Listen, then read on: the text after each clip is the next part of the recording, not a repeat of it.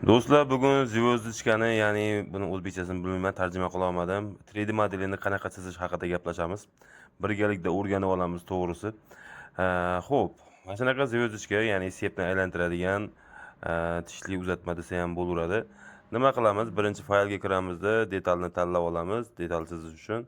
Keyin mana bu yerda zaпрос degan joy bor, o'sha joyga zvezdochka deb yozsak, o'sha zvezdochka mana sepni передача deb turib chiqadi. O'shani bosamiz. Bosgandan keyin raschoti bor. Raschotini qilishimiz kerak. Bizga raschotini qilish uchun albatta go'st standart kerak bo'ladi. Bizga mana biz zvezdochkamiz 73 tishlik. Uni qayerdan bilyapmiz? Hozir men sizga ko'rsataman. Bu yoqni tanlash uchun mana 70 ta tishni yozdimda. Hozir mana bu yerda kitobi bor o'zi. Xuddi mana shunaqa zvezdochkalar haqida kitoblar bor. O'zi shestronkada, zvezdochkada o'zining go'st standartlari bo'ladi hammasini. O'sha standartdan olamizda bu yog'iga mana 73 tishligi kerak menga. O'shaning uchun bu yoqqa 73 deb yozdim tepasiga. Pastiga ham xuddi shunaqa 73 deb yozamiz. Mana u yog'i ham, pasti ham, tepasi ham 73 bo'ldi. Endi ghostni belgilaymiz. Ghost bizga kerak bo'ladigan ghost mana bu ikkinchisi. Buni qayerdan bilyapmiz? Buni ham xuddi o'sha kitobda mana ghostni ko'rsatib qo'ygan. Mana ko'rdingizmi? Mana shunaqa ghost bor. O'sha ghostda bizga 73 tishni o'zi shunda ghostni qo'ysak, o'zi chiqazib beradi, razmerlari boshqasi bilan birga. Ana boshqa joyiga tegib o'tirmaymiz. Keyin tekshirib ko'ramiz, to'g'rimi, yo'qmi? Mana hammasi to'g'ri ekan, bo'lmasa qizil chiqazardi. Da dedik. Endi buni nima qilamiz? Buni сохранить qilamiz, danlini va bu yoqda bitta bosib olamiz, qaysisi nimada o'tirishini, yuzada o'tirishini. Keyin bizga xuddi mana shunaqa zvezdochkani olib chiqib o'zi ko'rsatib beradi. Mana shunaqa tayyor bo'ldi. Endi nima qilamiz? Endi buni eskizni bosamiz. Eskizni bosib turib, окружность, ya'ni nima desam, aylana chiziq chizib olamiz. Bizga kerakli bo'ladigan razmerda va uni выдавление bilan, ya'ni ko'tarish deydimi? Ko'tarish bilan bizga kerakli razmerni, masalan 30 bo'lsa 30, 40 bo'lsa 40, ikki tarafdan kerak bo'ladigan bo'lsa, bir tarafga 30, bir tarafga 40.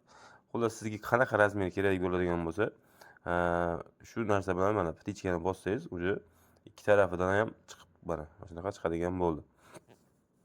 Endi buni yana eskizni bosib turamizda, yana o'rtadan bitta окружность qilib olamiz. Ya'ni окружность o'sha aylana chizib olib, bu teshigi uchun bizga kerak. Men 50 deb belgilab oldim. Keyin вырезание, ya'ni teshib o'tish. Mana bu ikkinchisi полностью telani kesib o'tadi, ya'ni butun bir boshlik ham boshidan oxirigacha kesib o'tadi. Mana bir pasda mana shunaqa teshik hosil bo'ladi. Endi bizga shpanapas kerak. Hozir nimasini qolishimiz kerak? Faskalarini. Hamma 4 ta faskasini ham belgilab, nechta faska bu yog'ini 2 mm ga qo'yamiz. 2 mmlik faska qilamiz-da. Птичкani bossak, mana chiroyli faska tayyor bo'ldi. Endi bizga kerak bo'ladi buni shpompazi. Ya'ni o'rtada shpompazi. O'shaning uchun eskizni bosib olamiz yana. Va mana bu yerda прямоугольник degan narsa bor. Mana прямоугольникka bossak, mana ikkinchisi bor. O'sha ikkinchisiga bosamiz. Sentrni topib turib, buni ham xuddi standarti bor akalar. Buni ham standartini bilish kerak. 50 ga shpompaz 14 bo'ladi. Chuqurligi 308 bo'ladi. Men 4 ga olaveraman, ya'ni 8 qilaman. 14 ga 8 qilsam, mana shunaqa chiziq paydo bo'ladi. Keyin yana o'shanaqa boshdan oxirigacha kesib o'tadigan qilib bitta kesib olamiz. Mana. Va shu bilan zvezdochkamiz tayyor. Buni xohlasangiz 3D model qilib turib frezniga berishingiz mumkin. Xohlasangiz chertyosh qilib turib 2D qilib, ya'ni o'sha chertyojini qilib turib tokerga berishingiz mumkin. Xullas 3D modelini chizib oldik mana shunaqa qilib.